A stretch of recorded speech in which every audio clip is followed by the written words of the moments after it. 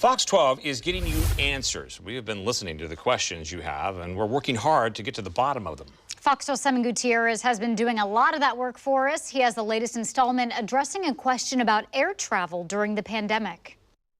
The question is whether we still all have to quarantine after taking a trip. We asked a local public health expert what the current best practices are, and that led to a longer conversation about the current COVID-19 situation.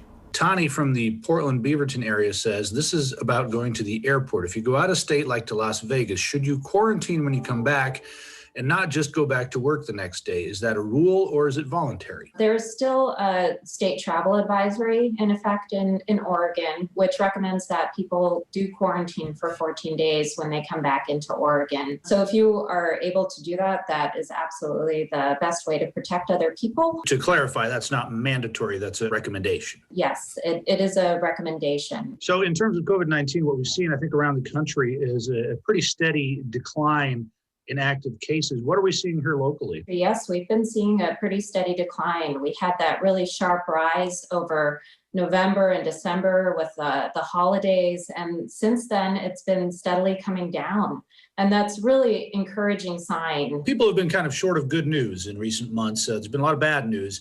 Can we take some of these declining case numbers and look at it as good news, as something to show that there is hope in the future? Yes, I think we absolutely can. I think that we have been doing a lot of hard work around changing how we interact with people, diligently wearing masks, wearing them properly. All of those have made a really big difference. And so I think that that's a really good sign of hope that we have some control over this situation. Dr. Bauman says another reason to be hopeful is that people are getting vaccinated and that more vaccine is on the way. She does say it's too early to tell if the early vaccinations are having any effect on the spread of COVID-19.